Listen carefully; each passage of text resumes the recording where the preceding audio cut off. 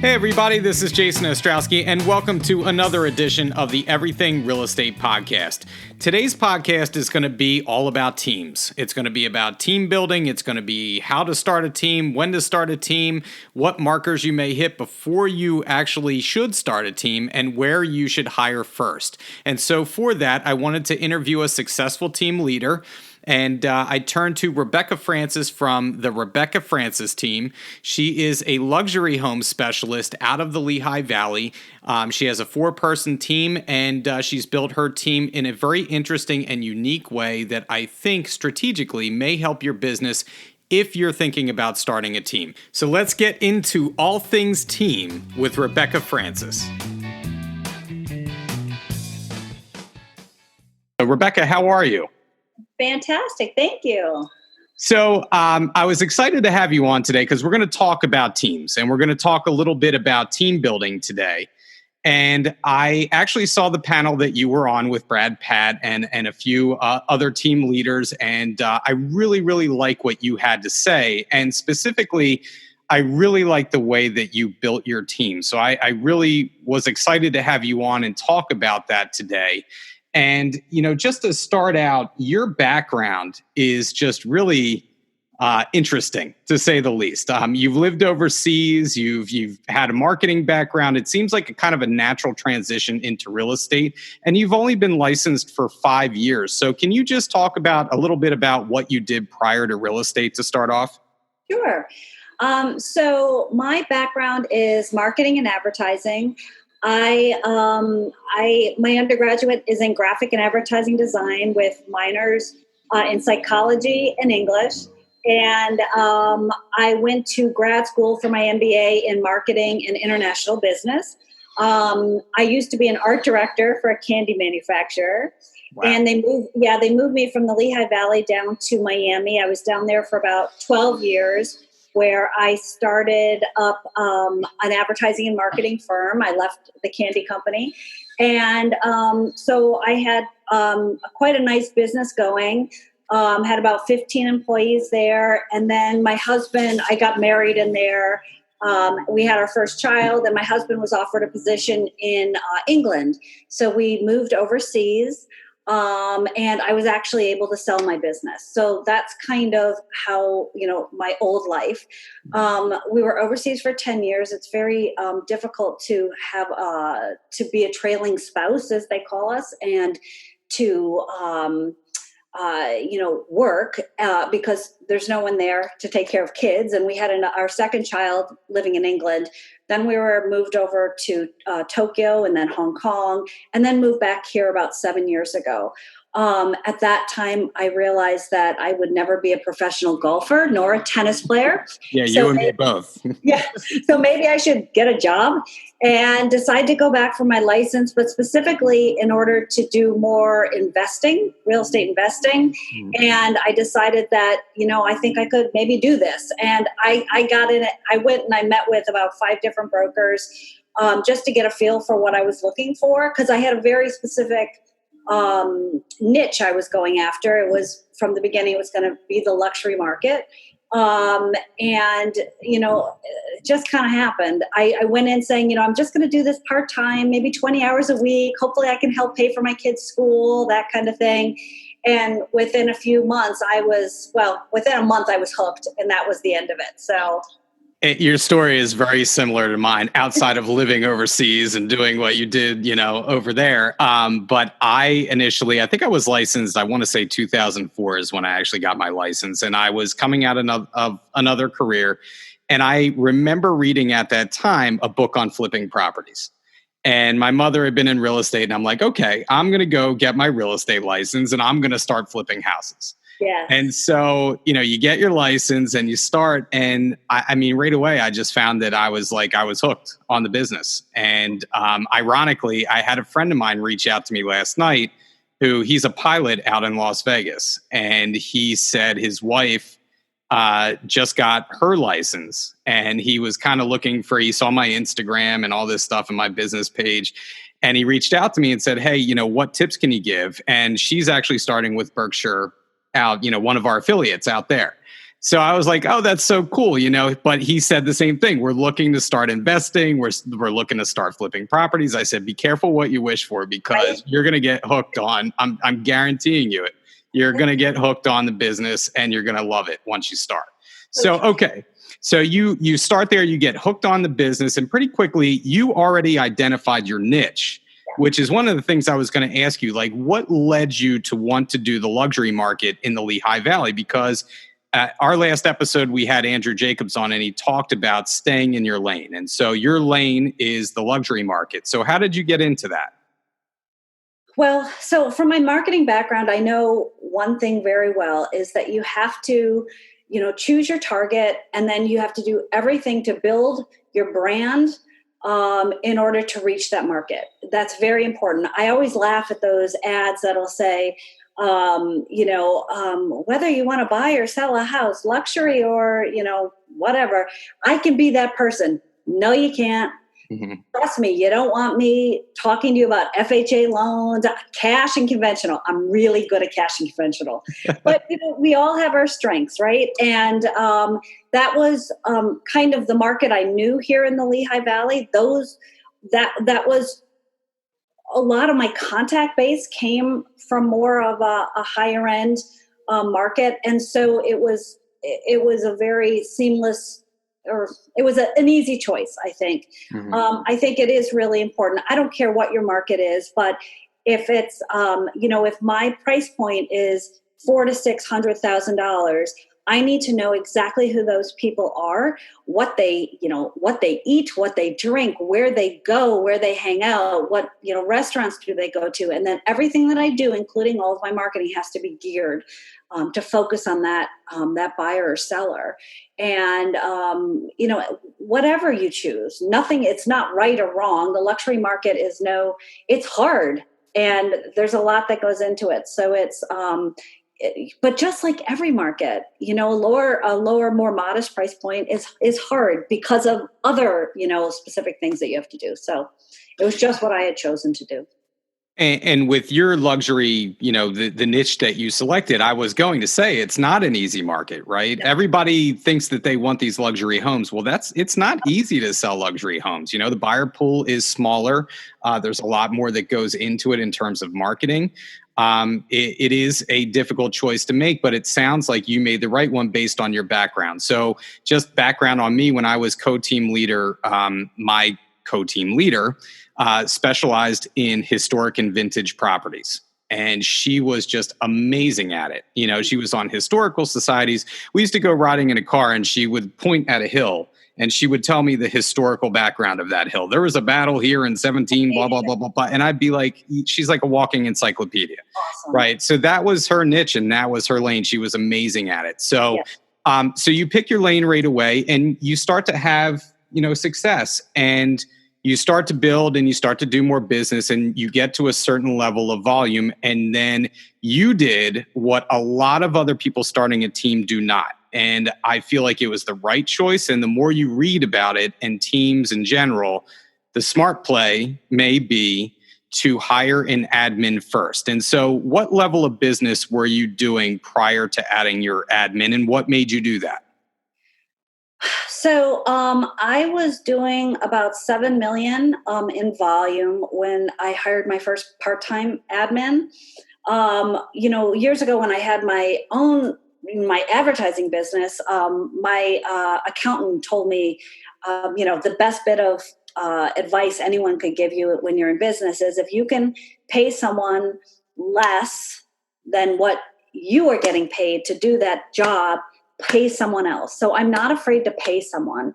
And with the idea that I knew that if I brought in an admin that freed up my time, the best use of my time and where I was going to get the highest dollar volume is when I'm out in front of people and out in front of clients or my sphere or prospects, any of those kinds of things. That's where I make money, right?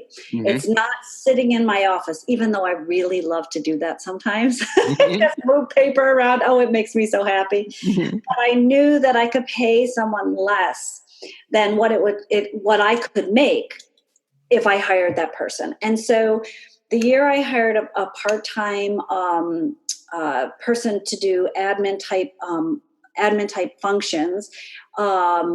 I took my business from 7 million to 15 million. Amazing. And that was a part-time person who eventually I replaced with a full-time person. So that was in 2020. So in 2018, I hired this part-time person.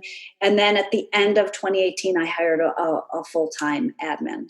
So you're licensed in 2015. And so by 2018, you basically double your business, going from 7 million to, more than double your business to about 15 million, which is incredible. I mean, that's great. And I think for me, and I think you mentioned this in your previous panel with Brad, that you're kind of a control freak, a self-confessed control freak. Is that accurate to say?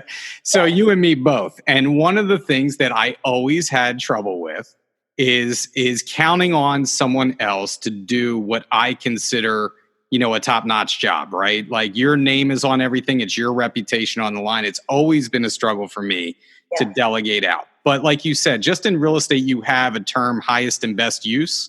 Yeah. I think the same goes for us as realtors, right? We have a highest and best use. And you found that your highest and best use was not doing the administrative stuff. Right. It was paying somebody to do that. That's right.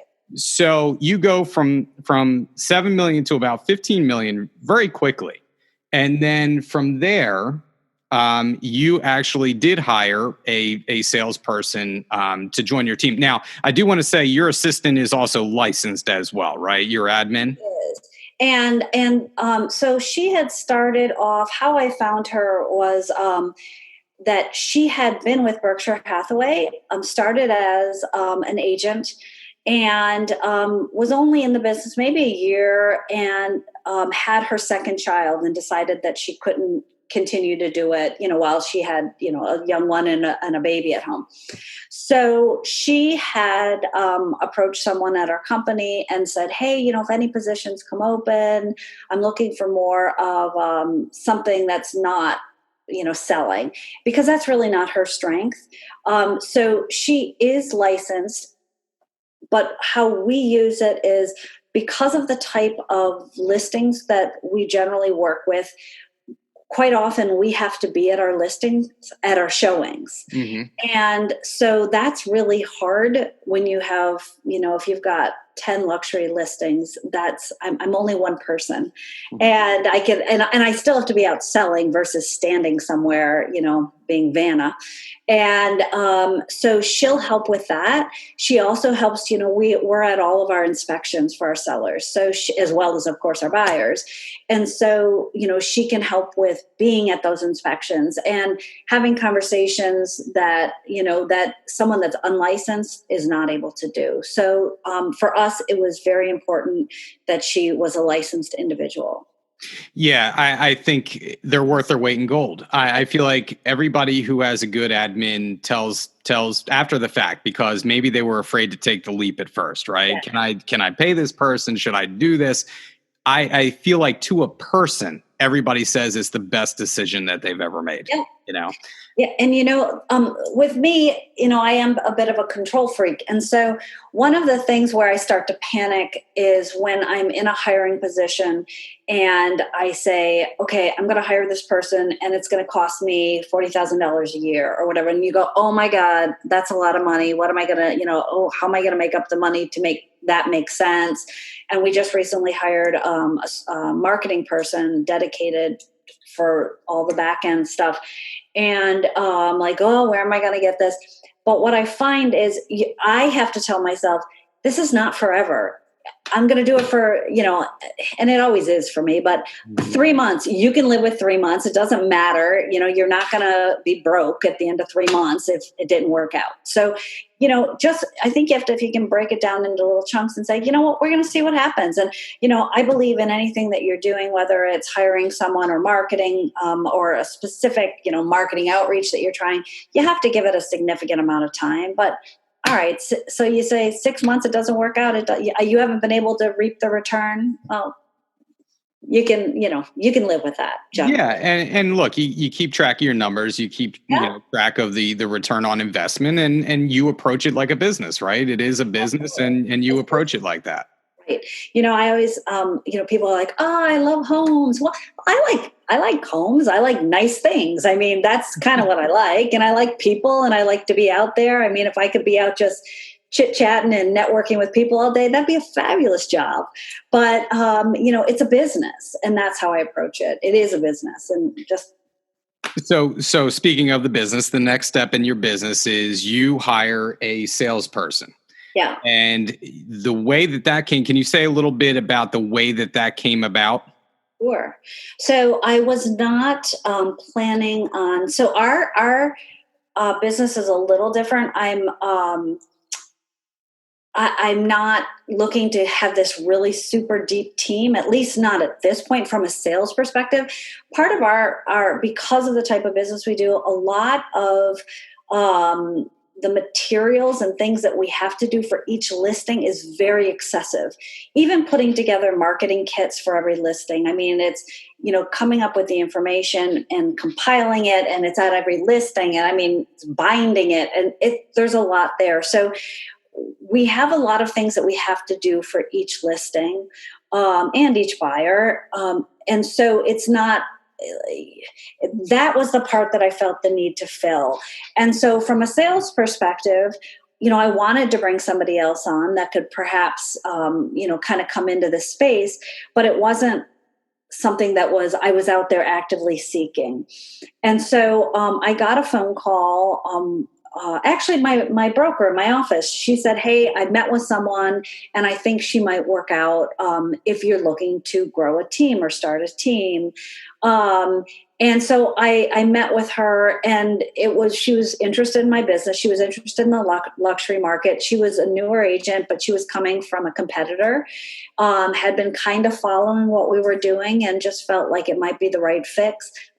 And so at that point, I kind of said, well, let's try it out and see what happens. And, it's been really good.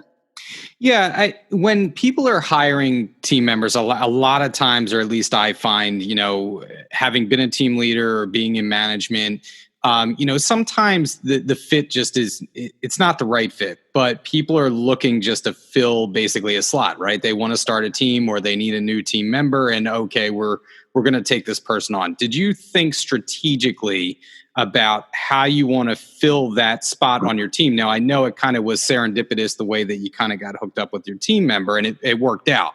Yeah. But do you have a strategic vision of what kind of person you want to hire? And, what are you looking for? What's their strength? Is that how you approach it? Sure. And I have to say, hiring the first person, or it's not really hiring, but bringing them on board because they're not an employee, right? So, but bringing her onto our team, it has worked out really well, but there have certainly been some bumps in the road. And from that, I have learned what I would do next time. And so I actually have a couple of people that I am, I've been nurturing, and we're considering bringing them on. But what is different now is it's trying to say, okay, I know what I bring to the table. And so it's like, okay, now you need to bring those relationships to the table, because I personally don't need any more business.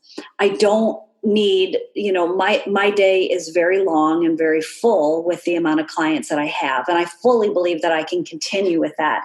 But if I want to, so that's my little real estate niche. But if I want to grow a business where I have salespeople and I'm not, feeding them leads all the time, then, there's a different kind of thing that you're looking for. And so, and depending upon your niche, that changes the type of person that you want to bring on that can fulfill that. They have to be able to,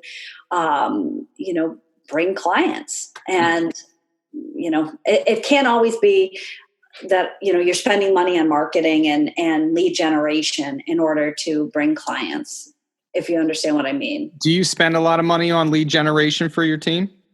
No. I spend a lot of money on advertising. Yeah. And marketing. And so how we do it is we spend a lot of money on print advertising. Mm-hmm. And that is for a couple of things. It's first and foremost, it's brand awareness. We need to be in front of people so that our prospective clients see us and start to think of us as an option. We have a very big competitor in our marketplace that we compete against that also does a lot of marketing and in the high end. And so, we have to be seen as an alternative. Mm-hmm. And that means being visible. And so, we do a lot of print advertising based on that. So I have spent money on Zillow advertising. Certainly, with Zillow, though, that's also more for brand awareness. It's not necessarily, it has to pay for itself. That's how I look at Zillow. If it pays for itself, then I'm fine with it. But also it's the space that we know where our consumer is looking. So we need to be in that space so that they can. Rule number one, right? I mean, you have to be where the eyes are. That's it. Half the battle is getting out there. Mm-hmm. And another thing I find is when, like I said, I just love a fabulous day sitting in my office with a cup of coffee and lots of paperwork. It makes me really happy because it doesn't happen that often. But what I find is when I get out in front of people and I start talking to them, whether I'm on the golf course or the tennis court or even at the grocery store, I talk to people and it creates business because you're in front of people. It doesn't matter what you're doing. As long as they start to understand what you do and what business you're in, you got to get out there and be in front of people. Yeah, absolutely. So, getting back to your team members and how you run it, one of the questions that I have, because this can be a very touchy subject with team members. Some team leaders use team agreements, others do not. So I don't know where you fall on that spectrum. I can see your face right now. Kind of a team agreement? Yeah. But those who don't use team agreements, how do you clearly define people's roles and what your expectations are of the team members? Because that's where I feel like some of the struggle is, right? That may lead to some chaos within the team or some disagreements within the team. So how do you define those roles? How do you define those expectations with your team? Sure. Well, and, that's a really good question. I think that, we certainly have a team agreement. I think it's a work in progress, right? It's, as time changes, let's say the next person that I bring on, that team agreement will be very different from the first person. But I have to tell you, the person on my sales team has an incredible marketing background as well. And so, she's great at sales, but she's also very talented from a marketing perspective. So she brings a lot of different things to the table that a lot of people wouldn't.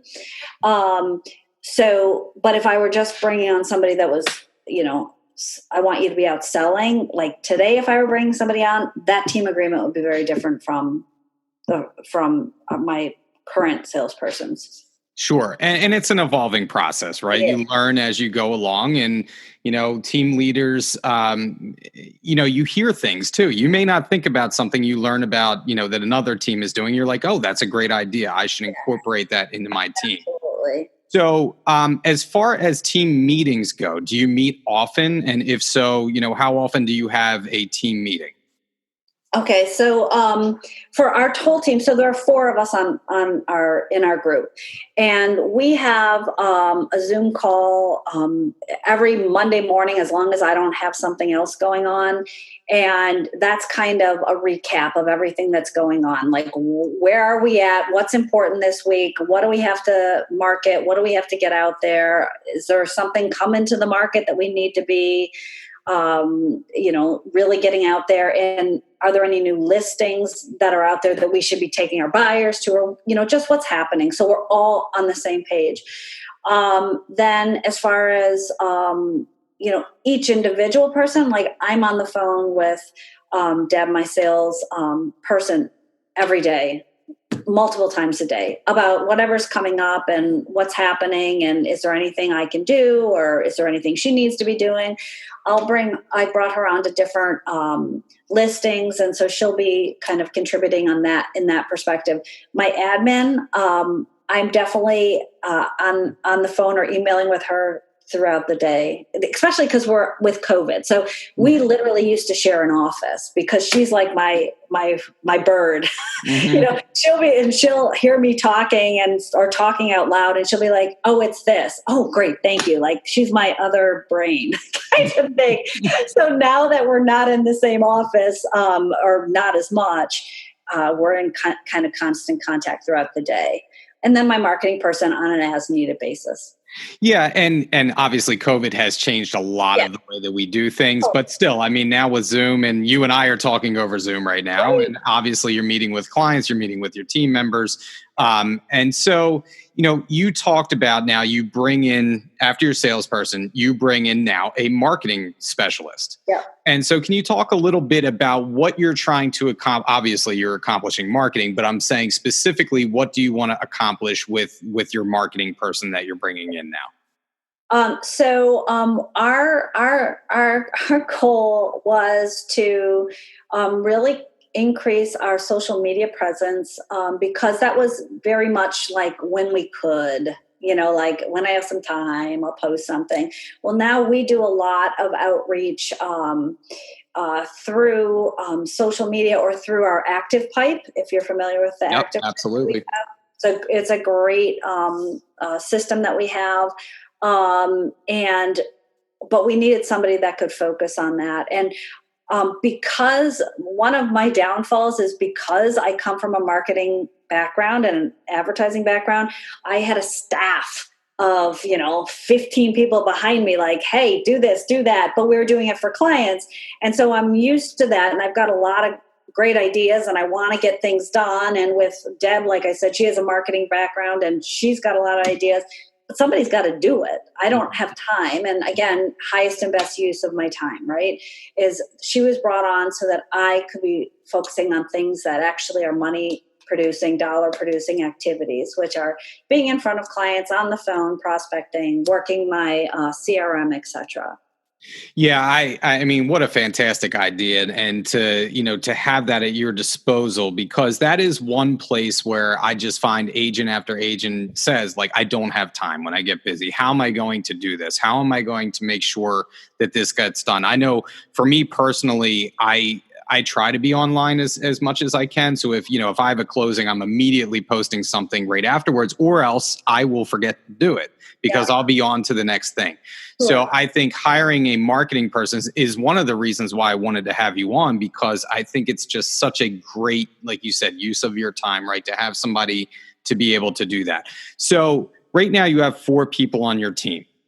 So when are you going to know when the right time is to bring the next person on? Because we talked about 7 million being, the time to maybe start a team. I've also heard that, per 25 transactions, maybe that's the time to bring somebody new on, right? Every time that you build. And so you have 25, you bring someone on. You have 50, you bring someone on. How do you know when it's time to kind of bring somebody else on? Well, that's interesting. And I apologize. I always look up because I have my listings board up here and my under agreement. I was going to talk to you about your listings board. So I'm always looking up there going, is it time? Is it time? So if you kind of see my eyes wander. So I think, last year we made it to 20 million. Mm-hmm. And that was a big goal for us at the time. And, it's something I was very happy about in our market. And we've got big goals for this year. And I am at a point now where I would like to bring on someone else. And so I have been actively having conversations with people about bringing them on. Part of the, people look at, especially when you work in the luxury market, and they're like, I want to be on that team. But it takes a lot. Like, you said 25 more transactions. Well, we don't really work in terms of numbers of transactions. I would like to have 25 total transactions, just really big volume, right? Yeah, sure. And, but that's just my business model. It's not right or wrong. It's just, that's my business model. And so we have to work in terms of volume and how much can we handle. And when I find when I start thinking about adding someone on is right about the time I start thinking, I'll have a situation with a client where I just don't think I did as much as I could have, or I didn't go the extra mile, or I didn't provide them with the type of service that I think they deserve. And that's when I kind of go, yep. That is so, I feel like that is the telltale sign, right? You just can't, you kind of self-evaluate, right? Yeah. And you're just, I just did not do, and maybe they have no qualms about the way that you treated them, right? They're ecstatic with what you did. Right. But in the back of your mind, you're like, I could have just, if I had a little more time to give to them, I could have done X. Yes. I think that's a great determining factor. Yeah. All right. So if you're looking for your next person, and I again, on previous podcasts, I asked this question because I'm always enamored with what people have to say. So what is the one quality that you were looking for in a new agent? Oh, or what do you think is most important? If you're going to be in this business, what's going to make you successful? Oh, I've got a lot of things. For my team in particular is you've got to be a team player is so cliche, but a good attitude, and you put a smile on your face and you figure out how to get it done. Like, be a problem solver. Don't come to us with problems. Like, just figure it out. Like today I was on the phone with a client. We had to get the attorney involved, and like the client is kind of losing it. And it's just like, okay, let's get you both on the phone at the same time. Figure it out. I understand that's a problem, but the bottom line is we're not going to close next week unless we get this done. So how do we get it done? And that's the kind of attitude I think is important when I'm looking for somebody, but also to have a smile on your face. And to me, what's really important is having an excellent relationship with other agents and playing nice. Because there's no reason for it not to be a nice transaction. And I want people, when they're out there, it's not always going to be perfect, and it's not always going to go my way or their way. But I want at the end of the day them to say, hey, I enjoyed working with the Rebecca Francis team. They're hardworking. They're friendly. They play clean. And they're just trying to do the best for their clients. And that's important to me. And that is how, we treat other agents and we treat our clients. And, beyond talent, because everybody's always looking for talent, right? So I feel like that's already ingrained in the process. But you had mentioned a problem solver, and I'll always remember I asked that same question of another team leader who I highly respect and does a lot of business. And they told me the number one thing that they look for is a problem solver. Yeah. Somebody that will take it upon themselves to solve problems. You can't be there 100% of the time, when you're a team leader, and they have to be able to solve problems. I mean, plain and simple. So, as an example, my first transaction, I was a month in business, and I have a client that decided to purchase a $2.2 million house. And I was a month in the business, and I was out of town on vacation. Yeah, I was out of town on vacation. Like, I was only a little bit through that best class, and I'm going, I'm on vacation. And I remember coming back, and we were talking about, Brad Pat earlier, and I remember sitting with him, and, we're getting through the transaction, and my client, the buyer, was saying it was new construction, and there was a lot of dust. And she kind of came to me and said, this, it's dirty. It needs to be clean. There's dust everywhere. And I remember sitting down with Brad and him saying, I said, I've got this problem. Do you know, what do I do? Kind of like, is he going to solve my problem? And then he kind of looked at me and he's like, well, here's a list, I guess get on the phone and start calling cleaners. And I'm like, oh, that's what I have to do. This wasn't in the job description, But all of a sudden I realized It's my problem. It's not his problem. It's not my buyer's problem. It's my problem. Yep. And I got to fix it. So what am I going to do? Get on the phone. We fixed it. See, I mean, you just do what you need to do, right? You got to work to get the deal done. So, so we're running out of time. I want to ask you two quick questions. Number one, when I heard this, and you referenced this earlier, I love that you have your wall of business, basically, that you refer to all the time. I can see you looking at it now. Our listeners can't see you looking at it, but I can see you looking at it. So can you tell me why that's important to have your wall of business in front of you? Sure.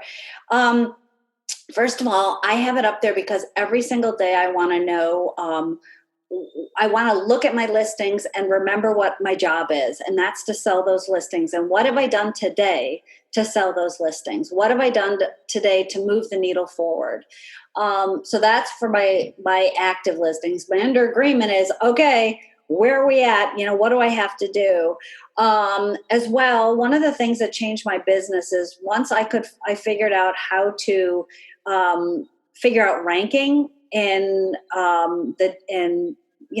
the MLS system and see where I was. All of a sudden, I realized, wow, I'm okay. I do okay, and that to me, I love that. That gives me my own competition, something to compete against, and so that means more than all the money in the world to me. It's just like, where am I? And so that, along with my my board, really keeps me motivated and excited to do my job. It's like, okay, what am I going to do to sell it?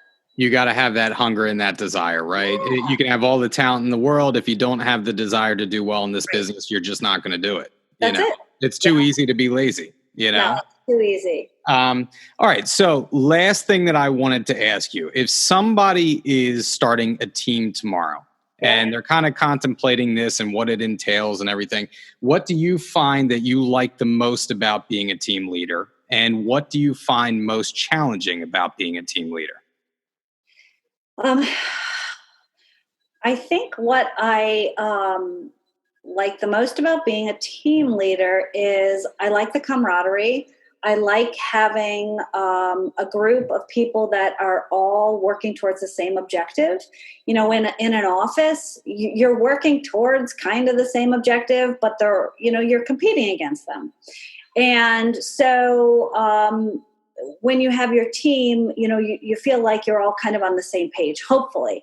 So I really like that. And I like the idea of, okay, what can I learn? What can I learn from the other members of the team? And because they all bring different strengths to the table than I have.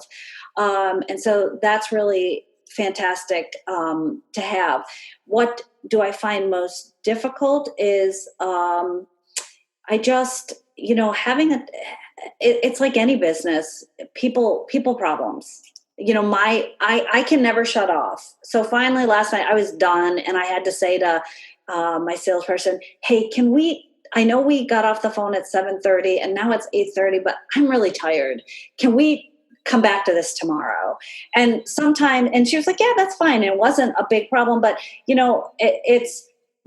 always have to be answering questions. The buck stops with you. And so that doesn't mean you can go on vacation, because if they need you, it's just like a broker in an office.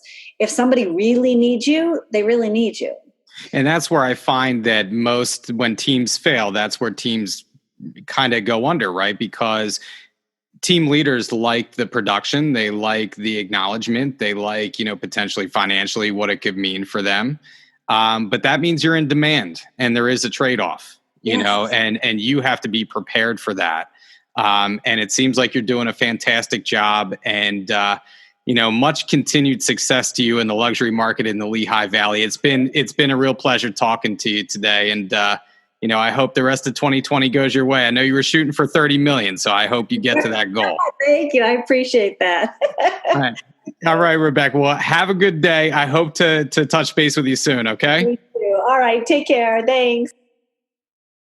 I think there was some great information in that interview for those of you who are going to start a team soon, or those of you that already have a team. Maybe you picked up some tips that you can implement with the team that you already have. But I love the way that Rebecca went about it by hiring an admin first, and then she kind of built onto it. And on the back end, she hired a marketing person strictly for the social media that she can't and doesn't have the time to get to nowadays. I think that's vitally important.